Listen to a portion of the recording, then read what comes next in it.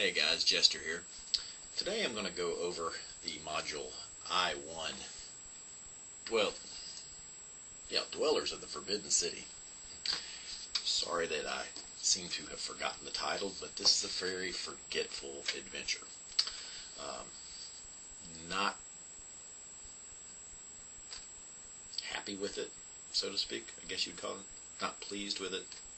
Just don't like it, period. I mean, it is a very forgetful module. In my opinion, probably one of the worst ones in the original AD&D line, for various reasons, which I'm about to go over.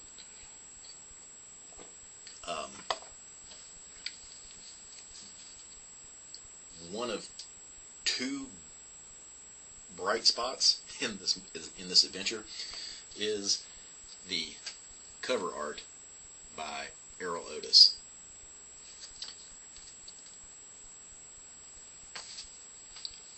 Really, you could just look at that, see how awesome the artwork is, and then put the book down and never touch it again, and your life would be no worse for the wear. So this module, it sets off, I guess, in an attempt to not necessarily replicate, but go on the same lines as the Immediate Jungle type of scenarios, which were very well done in my opinion. This takes you on the other side of the continent, or not on the continent, but just to the far east of Immediate, to the Hetmanland area. The main problem I have to start off with that is the book tells you that it is located south of the Pelleted Swamp in a mountainous region. Well, here is the map. This is Hetmanland here, which extends, if you find I forget which map it is, but there's a small map. It's not colored or anything. It shows a much larger area, and it shows Hetmanland extending way down like this. But there's no definition to it. It's just a outer line drawing. But in any case, here's the Pelleted Swamp. You see some trees right here. No mountains whatsoever. So to be able to actually place it on the Greyhawk map, can't do it. So that's the first main problem that I have. It's like, now it would have been great if they had included a map of Hetmanland in here, showing you where the Forgotten Temple is, or Lost Temple, Forbidden City. Yeah, see, Forbidden City, where it's actually located, like they do with all the other modules. That would have been great, but nevertheless, no such map inside here, so big failure on that end as far as I'm concerned.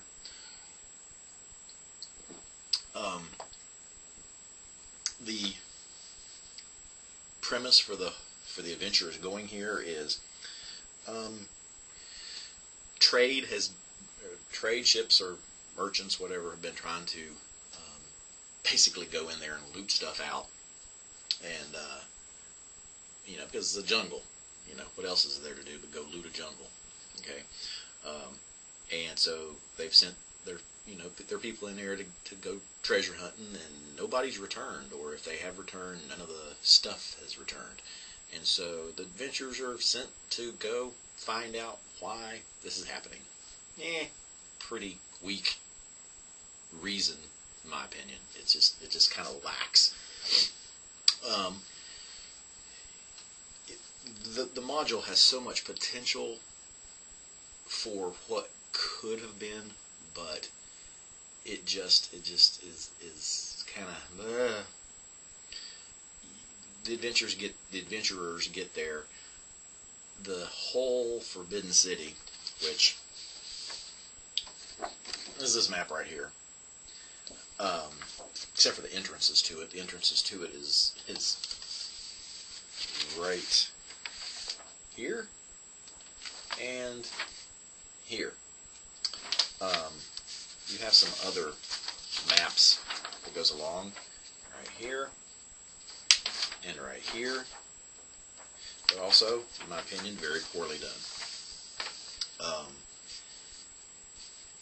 Even this map, I mean, when you compare it to Village Bahamut's map, it's just not good.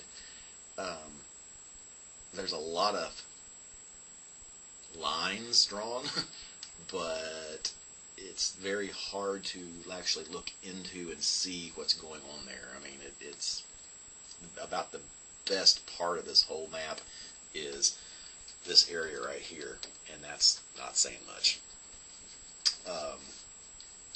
Just could have been much better done, in my opinion. Yeah, just not thrilled. Once the characters get there, they basically encounter two sets of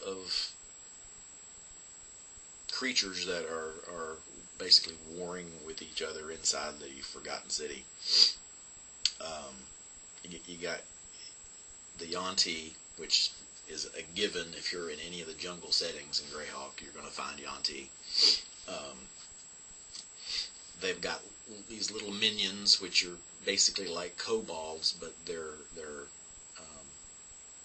tiny. They're called Tazloy. I think that, if I'm not mistaken, this is the first time that the Tazloy were actually in an adventure in Greyhawk, or actually in any setting. And you know, it's like these are creatures from the Monster Manual, Monster Manual 2, I believe, if I'm not mistaken. Maybe it's Fiend Foley. I can't remember.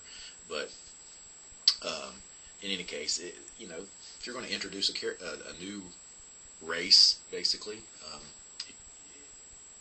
they could have been fleshed out much better. Now, I will say, this is the second and only bright spot of the whole module, besides the front and back cover artwork by Errol Otis. I don't know who did this artwork, but I absolutely love this picture.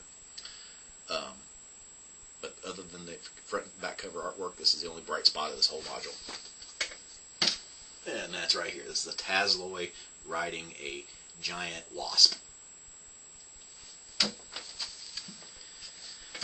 Or hornet. Not sure which one. It's one of those flying insects that sting the crap out of you. But anyway. Now that's cool. Love that piece of artwork right there. But really beyond that, like I said, they go in, they they either meet with or fight the two warring groups that are against each other. They find some treasure there. They end up encountering the boss of the whole thing, which is a pan-lung dragon, which is like an oriental dragon. It's like, if you know anything about the world of Greyhawk, the only oriental stuff anywhere remotely is in the east or western part of Earth, which isn't even designed. And I'm not talking about the eastern part of the Flannis. I'm talking about the eastern part of Earth. And so it's like, where's this oriental dragon coming from? You know, I mean, and they had such a big opportunity to flesh out Hepmonoland, like they did the Amidio. You know, because with in the Amidio, you had basically the civilization there was very akin to the Mayans or the Aztec people. You know, what they worshipped and all that. So you know, it was fleshed out really well. Here, there was no fleshing out of Hetmanland whatsoever. It's just like the characters arrive, they find their way to the city, they encounter these things, and it's just this is a horrible module. Very badly done. I usually don't have this kind of a review of the D&D products, but yeah, this is just, it is what it is.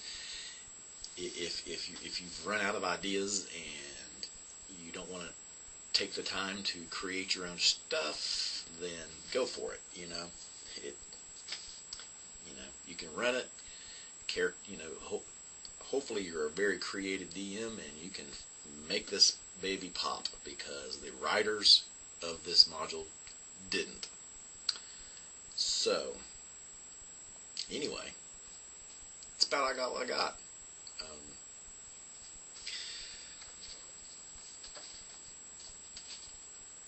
For Dwellers of the Forbidden City. So, guys, I could say I hope you enjoyed this review, but not that much to enjoy. But in any case, please view all of my other reviews about all the other D&D products, because they're nowhere like this. So make sure you hit the subscribe button, hit that notification bell so you can get notifications of whenever I air a post, and make sure you leave comments in the comments section, because I do love those and I respond as quickly as I can. And until next time, guys, and as always, see you soon.